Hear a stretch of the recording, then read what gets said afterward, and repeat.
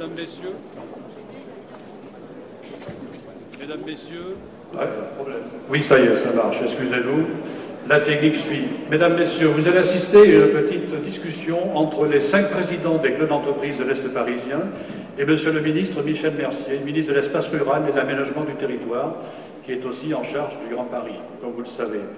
Alors, on va aller très vite parce qu'on dispose d'un temps très court, puisqu'à 13 h, les discours doivent commencer.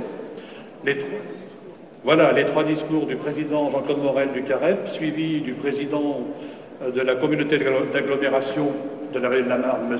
Jacques-Jean-Pierre Martin, et bien sûr suivi du discours de M. Michel Mercier, ministre de l'Espace rural et de l'aménagement du territoire. Alors, on va aller très vite. Les 5 présidents vont, à tour de rôle, présenter leur association en termes d'effectifs et de territorialité, dire sur quelle action concrète actuellement ils travaillent, de manière à illustrer ce que font les clubs sur ce territoire pour le ministre et monsieur le préfet également qui est là. Et ensuite, après ce tour d'horizon rapide, il y aura une deuxième question qui portera sur le Grand Paris, les attentes des entrepreneurs de l'Est parisien en matière de Grand Paris. Et à 13 h pile, nous cessons les discussions pour passer au discours. C'est parti, on va commencer, comme nous sommes des gens bien éduqués, par les dames, il y en a une seule. On commence par Madame la Présidente André Malissel, présidente de Vivre à Entreprendre.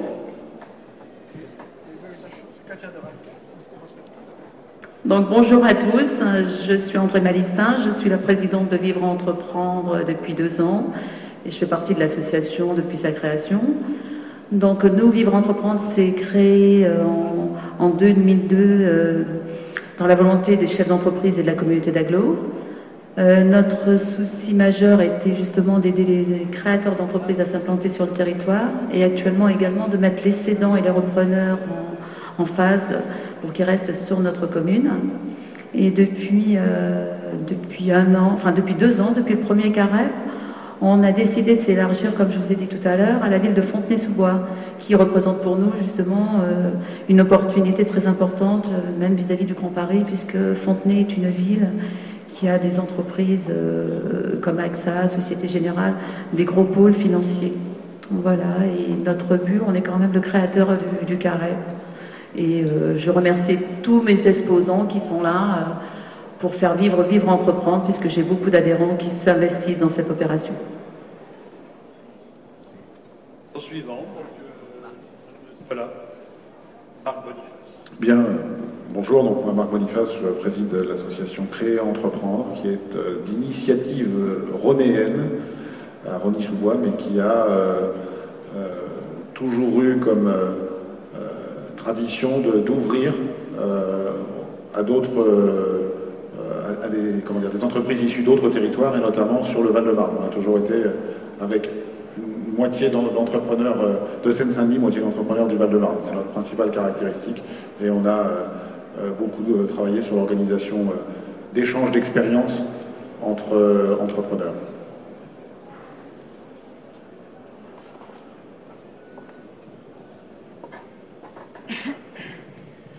J'ai plaisir à vous présenter le Club Affaires et Convivialité de la ville de Saint-Mandé. Nous sommes depuis 2006 particulièrement actifs sur cette ville, mais rapidement nous nous sommes rendus compte que nous avions un grand défi à relever, qui était celui du pôle géomatique, puisque nous avons eu la chance d'héberger à la fois l'IGN actuellement et cette opportunité d'héberger Météo France d'ici quelques mois. Nous nous sommes bien rendus compte que c'était la chance de la ville en termes économiques pour les entreprises. Par ailleurs, nous avons mis l'accent, je crois, d'une manière systématique sur la nécessité de transmission de l'image de l'entreprise aux élèves des écoles. Et nous nous attachons à ce que, dès la 3e, les jeunes lycéens commencent à savoir ce que c'est qu'une entreprise. Pour ça, on prépare un jury des meilleurs rapports de stage, de façon à valoriser leur stage en entreprise. Voilà la deuxième action à laquelle la ville de Saint-Mandé s'attache. Oui, Gérard Létoffé. Donc moi je préside le Club des entreprises de Montreuil, qui est l'un des plus anciens, puisqu'il a vu le jour dans les années 80. Nous sommes aux environs de 200 membres, avec trois axes, un au niveau national et international, qui est un petit peu éteint pour l'instant, mais surtout national, et un peu ludique, c'est-à-dire de réunir les chefs d'entreprise autour de thèmes soit sérieux comme la fiscalité, le social, et également ludique, comme je disais, puisque nous avons par exemple les fumeurs de cigares, etc., etc. Et comme le disait mon ami Jean-Claude Morel, nous avons une activité, le vice-président du club et Pierre Bollier, vous l'avez peut-être remarqué ici, qui nous a confié 50 étudiants d'école de commerce à justement le principe de l'entreprise, de la PME, de la TPE. Et donc, bienvenue à ce deuxième CAREP avec une ouverture vers le troisième CAREP dans 2 ans. Merci. Donc Stéphane Juan, je préside Saint-Maur Entreprendre, association créée au début de l'année 2009.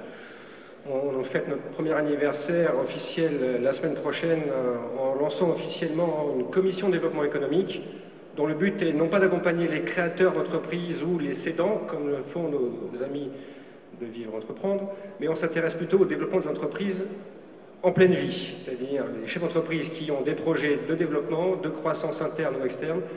Et notre objectif est de leur apporter tous les conseils qu'on peut, en tant que professionnels dans nos domaines d'expertise, leur apporter, ainsi qu'à poser un sceau de validation technique sur leur projet, de manière à leur ouvrir les portes d'un financement qui soit faible, voire même très important, puisqu'on a des partenaires financiers qui nous permettent d'apporter un financement compris entre 20 000 et plusieurs dizaines de millions d'euros. Voilà les principales fonctions, les grands projets de l'association, et on a aujourd'hui une centaine de membres dans l'association, en une année. Voilà. Merci, Monsieur le Président. On peut passer à une deuxième question, d'ailleurs, qui va intéresser Monsieur le Ministre. C'est que pensez-vous, puisque tu as le micro, et les entrepreneurs de Saint-Maur Entreprendre, vous êtes nombreux, il faut savoir que SME a 1 an d'existence, a déjà 150 adhérents, entrepreneurs sur la ville de Saint-Maur-des-Fossés. Stéphane Juan. Alors, ces entrepreneurs, qu'attendent-ils du devenir du Grand Paris dont le ministre est en charge? Vaste sujet, on a échangé quelques mots à ce sujet tout à l'heure avec Monsieur le ministre. Effectivement, la municipalité est relativement opposée à l'installation du Grand Paris à Saint-Maur. Ce n'est pas forcément l'opinion de toute la population, ce n'est pas celle non plus du président de Saint-Maur Entreprendre. Alors je m'exprime en mon nom, pas forcément au nom de tous mes adhérents, mais en tout cas pour nous, il semblerait que ce soit quand même beaucoup plus intéressant d'avoir une gare du Grand Paris au sein de la commune que de ne pas en avoir. Maintenant, ça n'est que mon opinion. Alors, soit le ministre va répondre tout de suite, allez-y. Ou alors ils posent leur question de répondre à la question. Non, il n'y a pas de problème. Bon, écoutez, moi je comprends très bien la position qui est la vôtre, c'est-à-dire soit on regarde passer, soit on s'en sert du métro automatique. Il vaut mieux se servir des choses que de les regarder passer. Ça me semble évident, mais vous avez pour cela le débat public qui va vous permettre de vous exprimer, de faire apparaître publiquement, comme son nom l'indique, les besoins des chefs d'entreprise, des habitants de cette région. Et je voudrais simplement dire, mais dès le début de ce petit dialogue, c'est que le projet du Grand Paris, ce n'est pas qu'un projet de transport, c'est un projet de développement global de l'agglomération parisienne. Et il est évident qu'il doit apporter, bien sûr, à tous les habitants de l'Île-de-France des conditions de vie meilleures, mais il doit aussi permettre le développement économique, le développement culturel, le développement de la recherche dans cette région. Merci, Monsieur le Ministre. Oui, si vous avez des questions sur le Grand Paris, les présidents, profitez-en, on a encore quelques minutes. Ce que je dirais maintenant, je n'aurais pas le temps dans le discours. Je réduirai d'autant le discours. Ah oui. Bah oui. pas faire des répétitions. Alors sinon, les autres intervenants, il y a M. Christian Pépineau, qui est dans la Chambre de commerce, qui est d'ailleurs partenaire du CAREP pour l'animation des clubs d'entreprise de l'Est parisien. Il peut dire un petit mot s'il le souhaite. Et M. Martin également peut dire un petit mot au sujet des clubs d'entreprise de l'Est parisien. Là, on est dans l'animation des entrepreneurs de l'Est parisien. Alors, effectivement, bon, j'allais rebondir sur le Grand Paris, mais peut-être dans le cadre des clubs, je rejoins ce que disait M. Juan, c'est que la Chambre va organiser un certain nombre de réunions au travers le département concernant le Grand Paris, parce qu'effectivement, il y a le débat public, et le rôle de la Chambre, c'est de faire entendre la voix des entreprises. Et donc, peut-être, alors, nous allons nous-mêmes faire un cahier d'acteurs, mais d'autres entreprises peuvent le faire, et si vous avez besoin d'avoir, je dirais, la démarche pour savoir le faire, nous allons vous accompagner. Donc là, je n'ai pas le calendrier, mais dans tout le département, nous allons organiser des réunions de chefs d'entreprise. Nous ne nous positionnons pas sur le plan politique, c'est un autre aspect, mais bien, au fond, dans ce fabuleux projet, parce que c'est un fabuleux projet. Très longtemps, on a vu Paris opposé à la province. Aujourd'hui, on a Paris Métropole, c'est-à-dire ce grand projet de ville-monde qui va se développer. Et au fond, on inclut beaucoup plus large maintenant, mais il faut que les entreprises puissent exprimer leurs besoins. Et je crois que c'est... Vous me pardonnerez, Monsieur le Ministre, il ne faut pas laisser cela simplement aux politiques, il faut aussi que le monde économique puisse s'exprimer, et c'est un peu ce que nous allons essayer de faire à travers ces réunions de chefs d'entreprise. Donc d'une part, nous vous encourageons à participer à ces réunions pour l'information, et d'autre part, pour pouvoir créer vos propres cahiers d'acteurs, si vous le souhaitez, le débat public, et le moment où on peut exprimer effectivement l'ensemble des éléments que l'on a à cœur pour le développement de notre région et notamment de l'Est parisien, puisque ça a été un long débat d'ailleurs sur ce rééquilibrage Est-Ouest. Aujourd'hui, je crois qu'on a quelques projets, nous l'avons vu avec le cluster des cartes, avec bien d'autres projets que vous portez chacun d'entre vous, donc de ce rééquilibrage. Déjà l'économie, même si sur un certain nombre de transports, notamment sur les routes, etc., tout n'est pas fait, je crois qu'en termes d'économie, aujourd'hui, nous sommes en train de rattraper le retard. Un petit mot quand même pour dire, le Val-de-Marne est le département qui a l'année dernière jusqu'ici qui a fait le plus de création d'entreprises, puisque nous sommes à 11% d'augmentation. Même si on met les auto-entrepreneurs de côté, à période égale, nous sommes à plus 4% en période de crise. C'est quand même quelque chose de positif.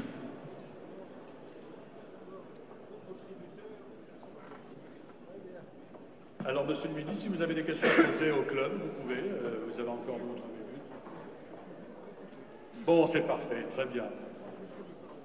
Voilà. On commence les discours. Alors, si vous voulez bien, on va passer à l'autre phase, qui est celle des 3 discours. Donc, avant, j'attire l'attention de tous les exposants. Vous avez tout à fait intérêt à venir vous placer dans l'agora, devant la scène, pour mieux entendre les discours. Ceci dit, vous les entendez aussi là où vous êtes, il n'y a pas de souci. Mais en tout cas, pour voir les intervenants de près. Donc, n'hésitez pas à être attentifs, d'autant plus qu'à l'issue des discours, il y aura l'apéritif offert par la Société Ricard. Et puis, je demanderai également aux présidents des organisations consulaires et des organisations professionnelles, CGPME, les chambres de métiers, de nous rejoindre sur la tribune, s'il vous plaît, pendant les discours. Donc, voilà le président. Et alors, vous voulez rester assis ou debout pendant les discours? C'est comme vous voulez, comme l'auditoire est debout, c'était vis-à-vis de notre auditoire, mais ça n'a pas d'importance. Alors, on peut rester assis, où il n'y a pas de souci? En debout, hein? D'accord. Alors, donc, tout de suite la parole à Jean-Claude Morel, président du CAREP, qui sera suivi de l'intervention de M. Jacques-Jean-Pierre Martin, président de la communauté d'agglomération et de la Marne, et suivi de l'intervention de Michel Mercier. Monsieur le ministre, monsieur le préfet, monsieur le sous-préfet, mesdames et messieurs les parlementaires nationaux et européens, mesdames et messieurs les conseillers généraux et régionaux, mesdames et messieurs les maires, mesdames et messieurs les présidents, mesdames et messieurs les directeurs, mes chers amis. Je voudrais d'abord vous dire combien je suis fier de présider cette 2e édition du Carrefour des entreprises de l'Est parisien. Je vous remercie, au nom de tous nos partenaires ici présents, d'avoir accepté notre invitation. Et cela pour 2 raisons. La première, parce que vous êtes en charge du Grand Paris, dont on nous parle beaucoup en ce moment et dont on n'a pas fini de parler tout au long de la période de débat public qui vient de débuter sur les projets de transport public. Les entrepreneurs de l'Est parisien veulent en savoir plus sur le devenir de l'Est parisien et par conséquent sur leur devenir dans ce futur Grand Paris. La deuxième raison, c'est parce que votre venue nous fait chaud au cœur. À nous, dirigeants des PME, mais aussi à nous, les bénévoles, qui animons nos associations d'entreprises. Nous interprétons votre visite comme un encouragement à notre action en faveur de l'Est parisien. La première édition s'est tenue le 16 septembre 2008 à Fontenay-sous-Bois, dans la salle Jacques Brel. Ce fut un galop d'essai réussi. La commune de Fontenay-sous-Bois nous avait alors apporté un fort appui logistique. Elle continue, cette année, à nous faire confiance en restant partenaire du CAREP, comme Saint-Mandé. Monsieur le Président de la communauté d'agglomération de la vallée de la Marne, Nogent-sur-Marne et Le Perreux-sur-Marne, c'est grâce à vous, Monsieur Martin et Monsieur Carrez, que nous nous retrouvons aujourd'hui dans ce lieu mythique, le pavillon Baltard, extrait du ventre de Paris, et où se déroulent des événements aussi divers que le CAREP et la Star Academy. Nous vous remercions très sincèrement, Monsieur le Président, Monsieur le maire, de votre aide et de votre confiance. Le CAREP repose sur 3 principes de base. D'abord, la proximité des affaires. Il s'agit de faciliter les relations entre les acteurs économiques d'un même territoire. Pourquoi aller chercher une prestation ou un produit ailleurs s'il existe à côté de chez nous? Ensuite, l'approche territoriale. Il y a aussi ici des maires de l'Est parisien, d'Est Ensemble, de Marne-la-Vallée et des communes environnantes. Je les remercie d'avoir répondu à notre invitation. Nous sommes en relation avec vos entreprises. Nous souhaitons leur faire apprécier les atouts de ces territoires. Enfin, le CAREP, c'est une action dans le temps. Au-delà d'aujourd'hui, 12 octobre, et de son suivi, des initiatives sont prises par les clubs d'entreprises de l'Est parisien, dont nous avons parlé, pour apporter un appui aux porteurs de projets, pour mettre en relation les candidats à la reprise d'entreprise avec les cédants, pour engager des actions en faveur de l'emploi. Tout ceci ne se fait pas en agissant tout seul dans son coin. Pour permettre aux entreprises, et notamment aux TPE, d'être présentes ce jour dans les stands à un prix accessible, des partenaires ont rejoint le CAREP. Je remercie donc ces partenaires territoriaux, la région Île-de-France, le Conseil général du Val-de-Marne, et pas Marne, et pas France de Marne-la-Vallée, et bien sûr l'État, Monsieur Ducret.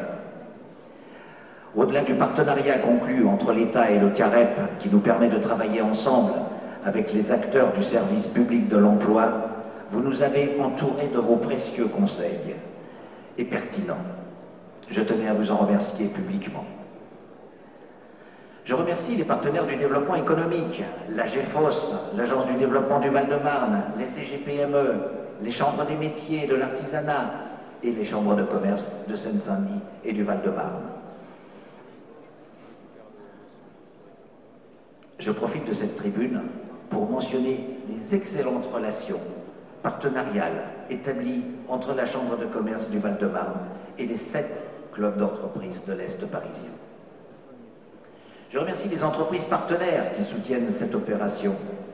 Acrobat, Baticambra, le CIC, La Poste, Noalia, Opcalia,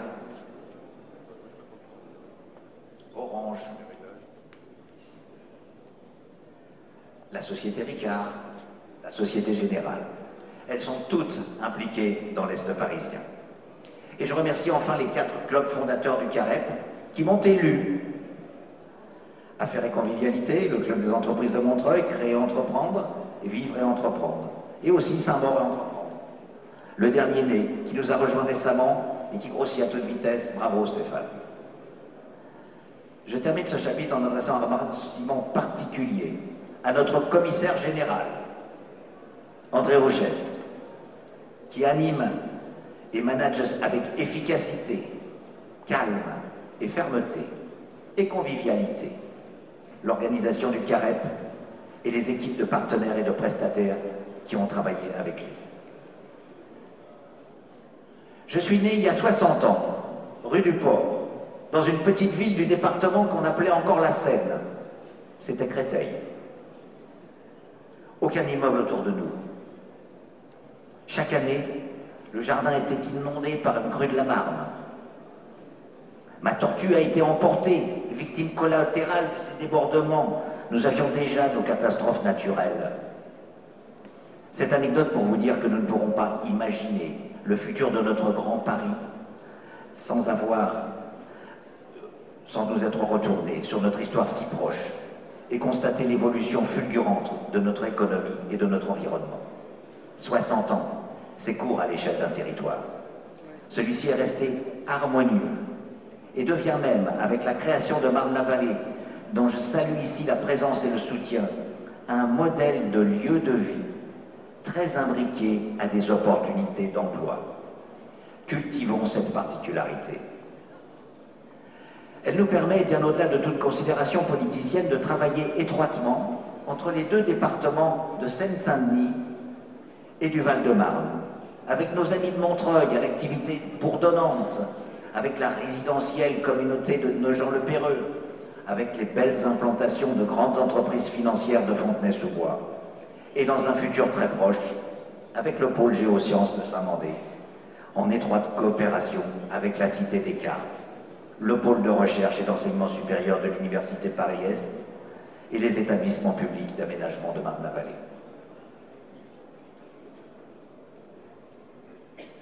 Pourtant, le contexte nouveau de la compétition mondiale nous oblige à avancer encore bien plus vite. Vous connaissez tous à présent le rythme ahurissant avec lequel les Chinois construisent leurs cités nouvelles. Nous devons reconsidérer notre rapidité de prise de choix, de conception et de réalisation. Et c'est ici que je veux en venir, mesdames et messieurs.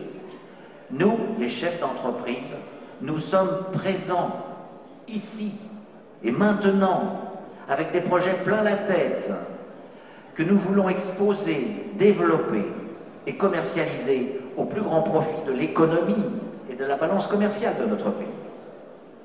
Nous sommes présents contre vent, contre grève et marée, et nous venons travailler ici, aujourd'hui, nous faire connaître et nous faire reconnaître. Alors mes chers amis, chefs d'entreprise comme moi, profitez de ce que l'on a mis en place pour vous aujourd'hui. Un espace pour les rendez-vous d'affaires, de prise de contact, où vous allez pouvoir vous exercer à convaincre de futurs clients, fournisseurs ou partenaires. 2 tables rondes, l'une sur les éco-activités qui s'est déroulée ce matin, et l'autre qui se tiendra tout à l'heure sur le Grand Paris. Une série de conférences et d'ateliers de réflexion qui vont vous oxygéner la tête. Je tiens à ce sujet à mettre en avant l'effort très convaincant des chambres consulaires pour se mettre à votre disposition. Le pôle des éco-activités et du développement durable que nous souhaitons étoffer dans les prochaines éditions, car c'est fondamental. Je remercie notre partenaire Systema Conseil que je vous ai présenté et qui nous guide sur ces questions. Enfin, l'espace emploi, que je vois là-haut, sur lequel se tiennent le pôle emploi, les 2 missions locales et les 2 maisons de l'emploi de notre territoire. Elles conseillent les employeurs actuels et futurs dans leur recrutement. Vous avez aussi aujourd'hui à votre disposition ce qui va devenir le fer de lance du développement. Je veux parler des jeunes. 2 écoles partenaires du CAREB sont là.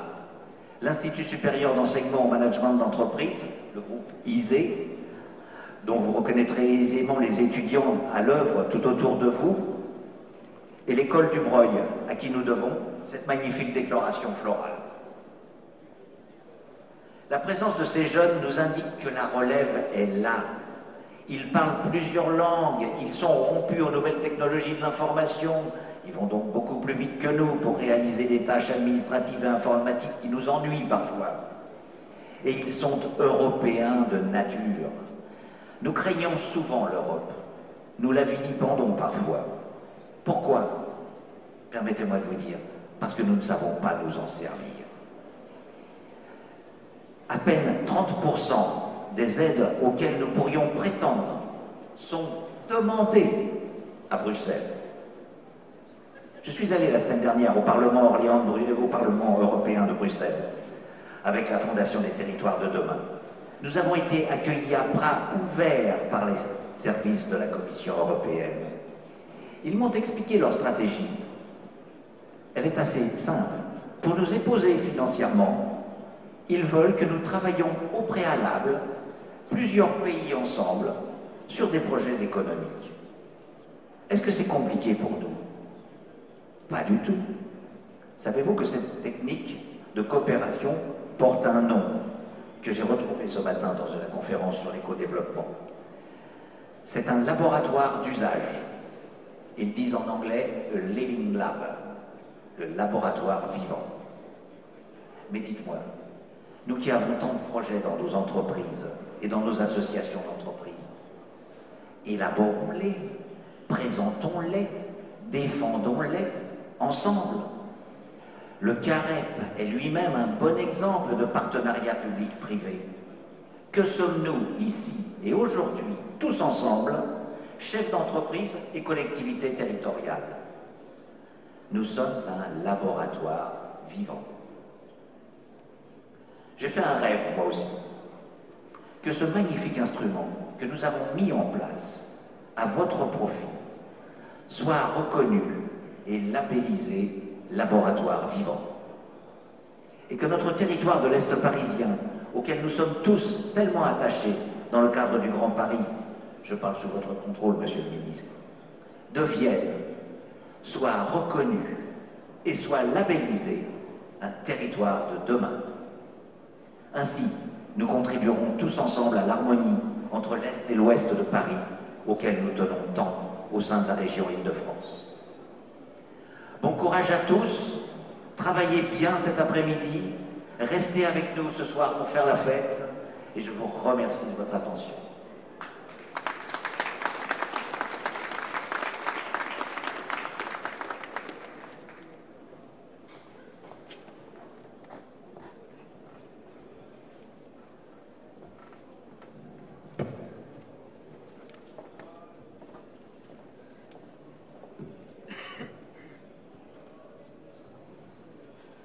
Tout d'abord, je tiens à adresser, Monsieur le Ministre, avant de vous parler, un grand remerciement au CAREP. Un grand remerciement aux 7 clubs qui ont décidé un jour de se tendre la main et de travailler ensemble sur un territoire qu'ils considèrent comme un territoire de projet. Dans votre brochure, je lisais le CAREP, le Grand Paris et vous.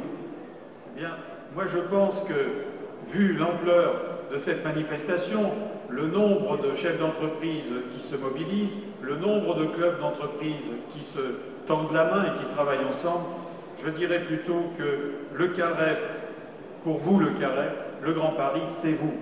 Parce que c'est vous qui avez dans les mains le petit plus qui manque à un territoire pour le dynamiser et le faire de lui un territoire de projet du Grand Paris. Et je dirais une chose, c'est que, en fait, vous avez créé par votre action un réseau entre chefs d'entreprise.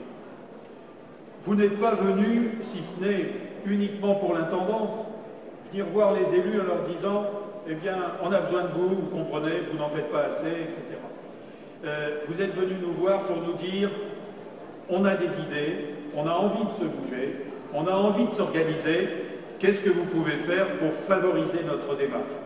Et c'est dans cet esprit-là que, en tant que maire de Nogent, mais aussi président de la communauté d'agglomération, j'ai tout de suite répondu à votre appel le jour où vous êtes venu dans mon bureau pour me dire « Il nous faut le pavillon Baltard ».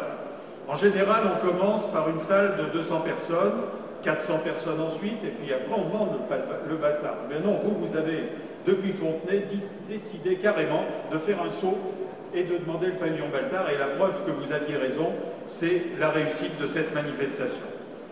Vous êtes ceux qui ont créé par conséquent un réseau vertueux pour accompagner ce fameux projet de Grand Paris à l'Est. Alors, je dirais, Monsieur le Ministre, je tiens d'abord à vous remercier. Je plaisantais tout à l'heure lorsque vous êtes entré en vous disant que vous étiez dans le pavillon de la volaille, des œufs et du fromage, mais comme vous êtes aussi ministre de l'espace rural, je trouve que c'était logique que vous passiez par Baltard. Baltard, je dirais, c'est à la fois un pied de nez à Paris et à la fois une main tendue vers Paris. Un pied de nez à Paris et à ceux qui ont décidé de massacrer les Halles pour leur dire, regardez, ce qu'il était possible de faire avec un pavillon Baltard dans une ville de Proche-Couronne, eh bien ça aurait été mieux d'en garder un ou deux sur le fameux trou des Halles qui s'en serait valorisé. Mais ça n'empêche que c'est une main tendue parce que Baltard, c'est là que j'ai signé avec le maire de Paris la convention qui lie Paris à Nogent pour développer des activités et des politiques complémentaires.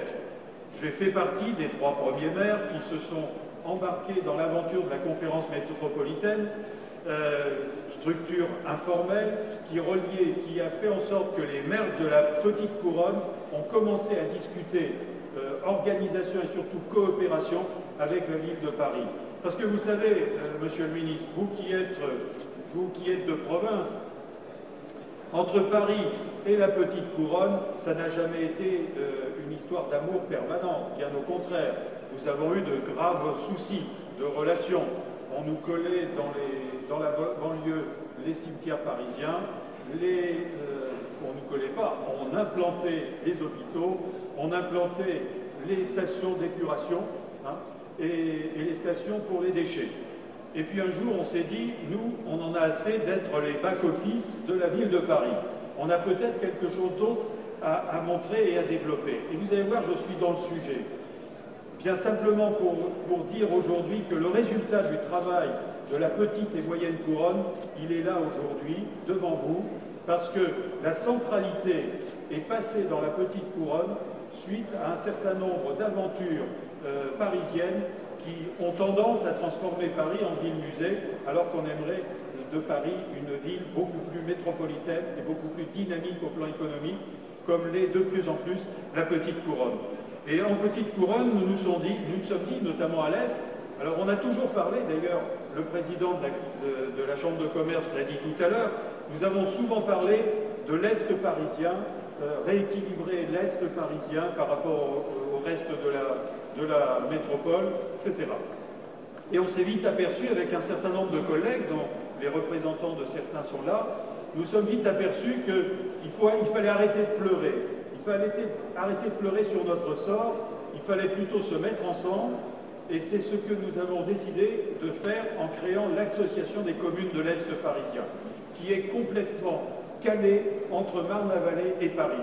Parce que, comme on le disait tout à l'heure, on voyait passer l'autoroute, mais on voyait passer l'aventure économique de Marne-la-Vallée, de son établissement public, alors que nous, on n'avait pas les emplois et on n'avait pas le dynamisme économique.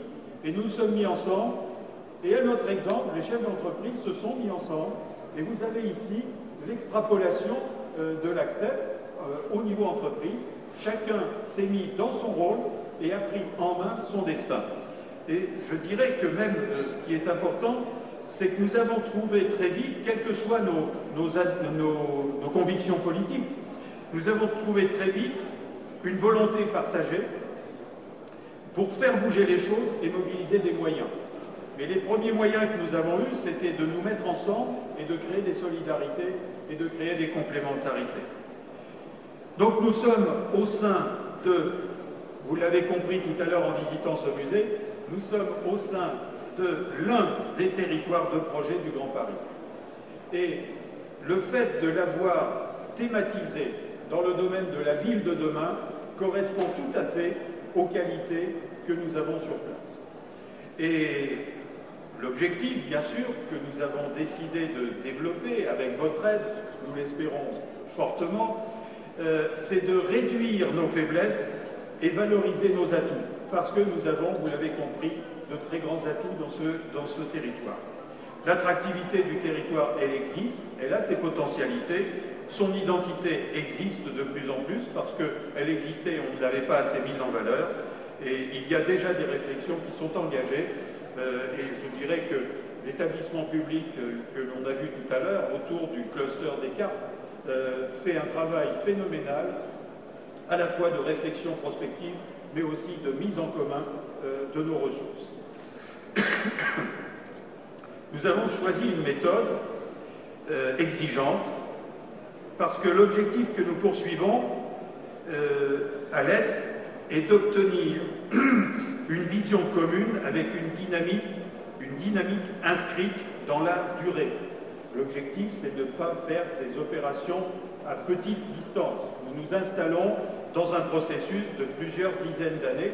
La preuve, c'est qu'une telle dynamique est en train de porter ses fruits. Alors, je dirais deux mots, et je m'arrêterai tout de suite après, c'est que nous avons surtout compris, vous et nous, les chefs d'entreprise et les élus, que le développement économique est un enjeu déterminant, mais que la qualité de vie associée est un enjeu complémentaire nécessaire, et que le taux d'emploi est un élément crucial pour l'avenir d'un territoire. C'est pour cela que les réseaux de transport, le réseau de transport de la Société du Grand Paris, voire les autres, dès l'instant où ils nous apporteront autour de ces gares un développement potentiel au travers de tout cela, disons, orchestré dans le cadre de contrats territoriaux que le préfet de région est en train d'élaborer sur votre demande, eh bien, dès l'instant où tout le monde aura compris la synergie qui peut exister entre le réseau de transport et le développement économique, nous aurons gagné. Nous aurons gagné, pourquoi? Parce que ce que nous attendons ici à l'Est, ça n'est pas de continuer à regarder partir tous les jours 1 million de personnes à l'Est, à l'Ouest ou au centre de Paris, voire à la Défense, pour aller travailler et revenir le soir. Nous voudrions en garder quelques-uns pour faire en sorte que le taux d'emploi de ce territoire augmente. Nous sommes à 0,6, 0,7, alors que d'autres sont à 1,2, 1,4. Donc il y a nécessité que ce nouveau transport, ce nouveau réseau, conforte l'emploi, y compris l'habitat bien sûr, mais qu'on ne construise pas que des logements à l'Est, mais aussi qu'on crée de l'emploi pour nos habitants. Je terminerai simplement en vous disant que nous avons ici tous les atouts pour réussir. Il nous manque simplement le coup de pouce. Le coup de pouce, c'est quoi? C'est en fait nous reconnaître comme un territoire de projets de grande qualité, au même titre que l'Ouest, Saclay, au même titre que le Nord, au même titre que le sud-ouest du Val-de-Marne, avec tout ce qui est autour de la médecine, la santé, l'alimentation, l'alimentaire. Eh bien, ce territoire à l'Est a ses potentialités, et votre venue aujourd'hui, Monsieur le Ministre, est une reconnaissance de ces potentialités, car je sais quelles sont vos missions, combien vous êtes pris, et que le Grand Paris vous a été apporté sur un plateau, et j'ai remarqué dès la première réunion que vous étiez fait pour le Grand Paris, parce que vous avez une vue qui n'est pas celle d'un Parisien sur le Grand Paris, vous avez une expérience forte en province, parce que quand je vais de temps en temps à Lyon, quand je vais dans le Rhône, quand je vais en Rhône-Alpes en général, je découvre ce que nous aurions dû faire, nous, autour de Paris, beaucoup plus tôt que ce que nous allons faire maintenant. En tous les cas, merci de votre venue. Merci, Monsieur le Préfet, Monsieur le Sous-Préfet, l'ensemble des chefs d'entreprise qui sont là. Vous avez fait le bon choix, celui de vous retrouver ici. Et je vais vous faire une confidence. Le pavillon Baltard, il y a des ondes positives. Prenez-en un maximum. La dernière grande manifestation, c'était pas la Star Academy, cher Monsieur le Président, c'était la Nouvelle Star. Et la Nouvelle Star, croyez-moi, c'était autre chose que la Star Academy. Merci.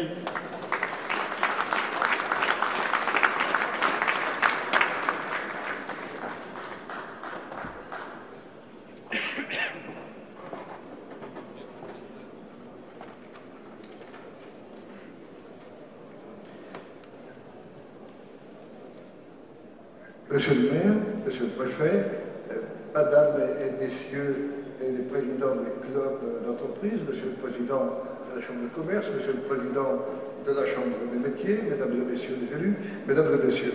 Moi, je voudrais d'abord, à mon tour, féliciter Caret pour avoir organisé cette manifestation. C'est aussi le signe visible de la coopération entre les clubs d'entreprise. Et ça, c'est très important parce qu'il ne faut pas que seuls les élus se réunissent, sinon ça va être quelque chose d'un peu artificiel.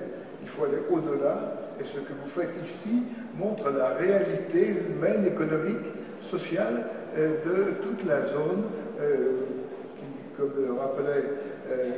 le maire il y a quelques instants, va de Saint-Mandé jusqu'à Marne-la-Vallée et est véritablement cette zone du Grand Est parisien est quelque chose qui est extrêmement dynamique et qui existe.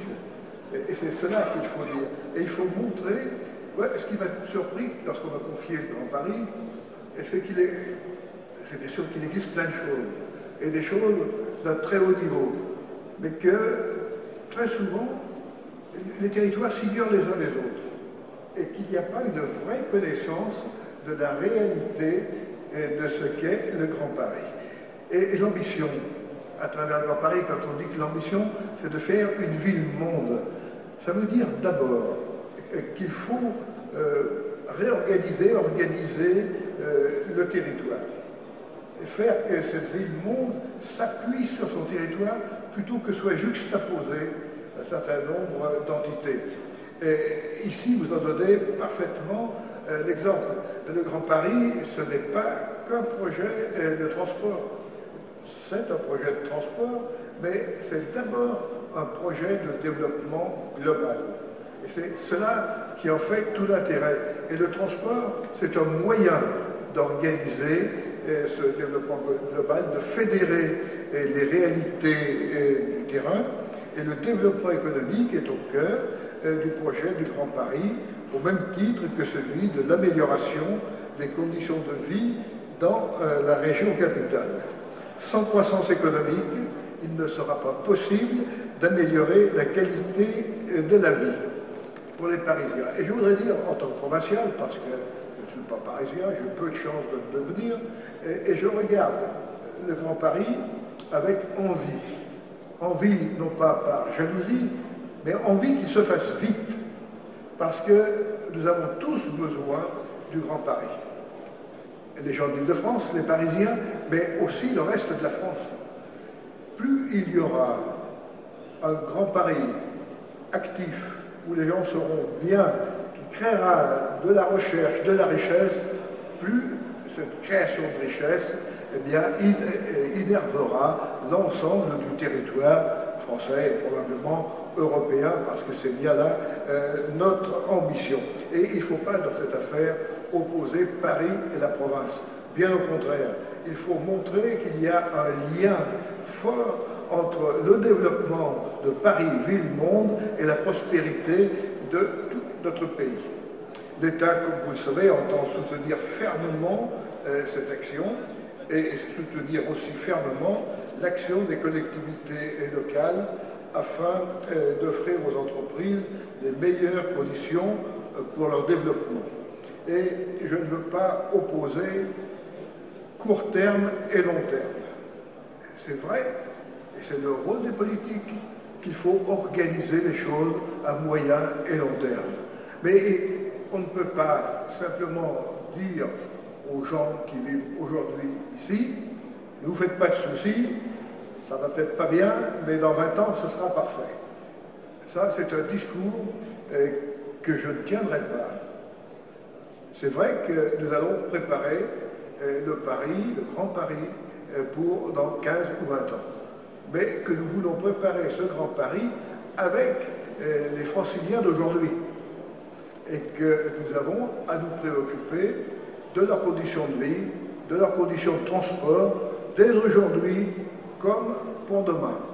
Et lorsque l'État dit oui, on va construire 70 000 logements par an pour Paris, dans ce grand ensemble du Grand Paris, c'est une réponse pour la vie quotidienne aujourd'hui des Franciliens. Et Et très naturellement, l'État intervient déjà dans l'amélioration du réseau de transport francilien. Nous le faisons chaque année aux côtés de la région Île-de-France, du STIF, entre 2007 et 2013, l'État aura investi 1,5 milliard d'euros dans ce réseau de transport d'Île-de-France.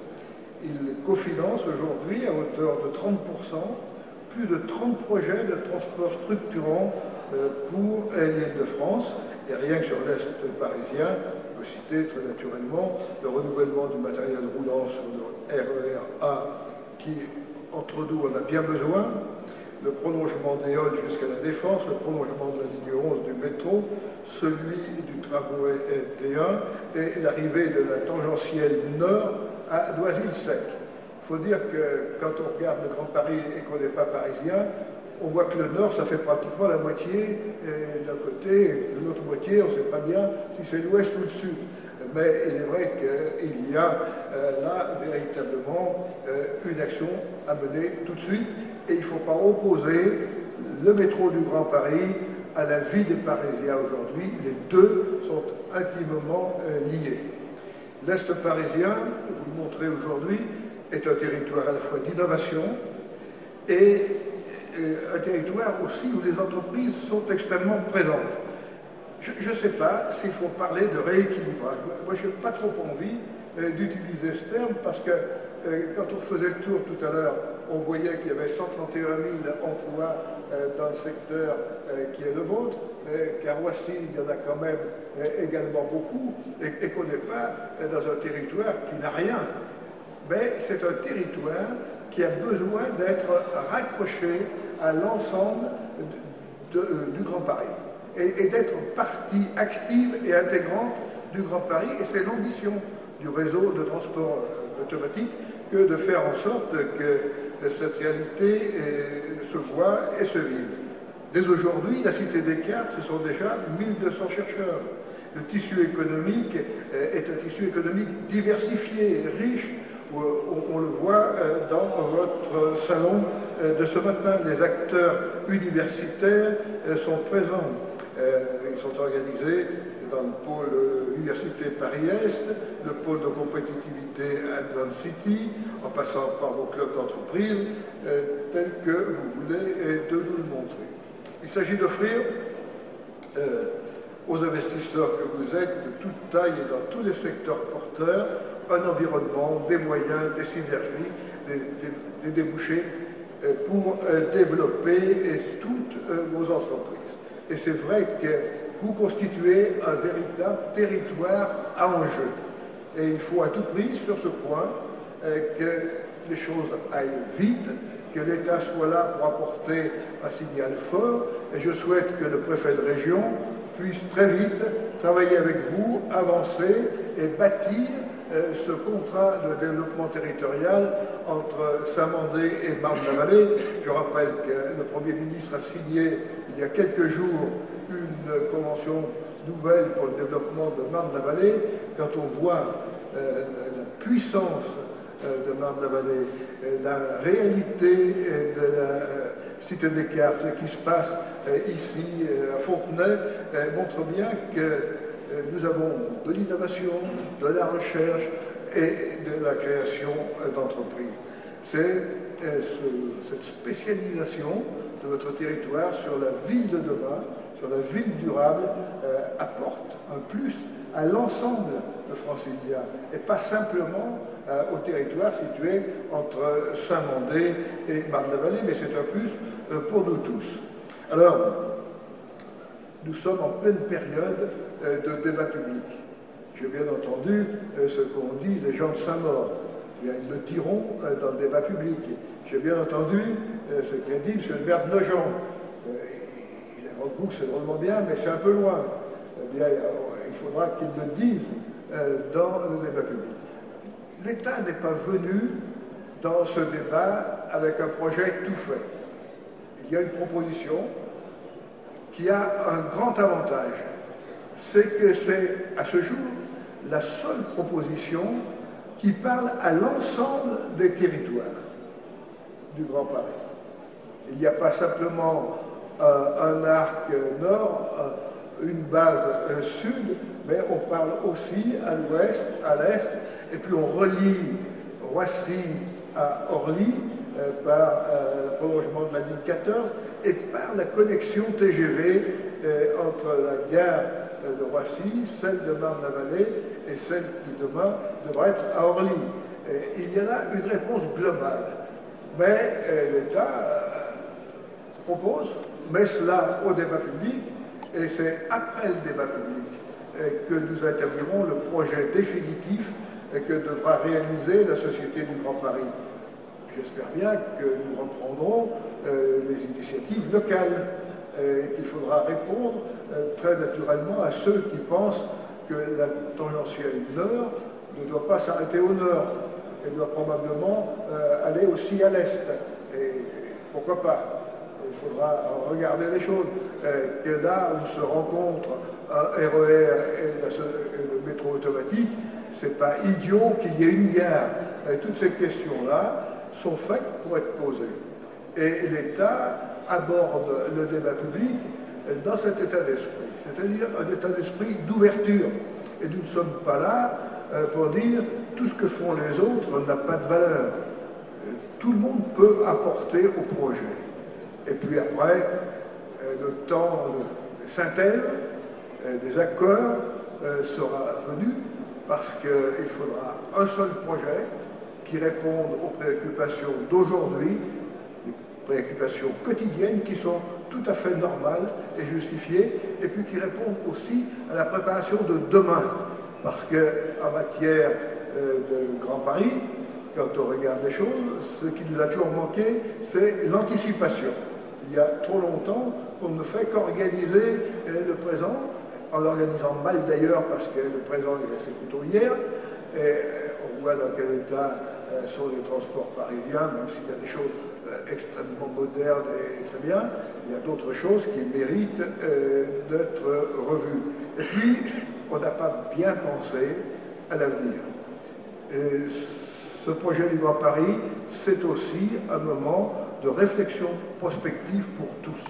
Et je souhaite que ce débat public auquel vous allez participer nous permette et vous permette de trouver à travers le transport un premier moyen de fédérer le Grand Paris pour construire cette métropole monde dont nous avons besoin, qui doit être prospère, accueillante aux habitants et développer la recherche et l'enseignement supérieur pour demain.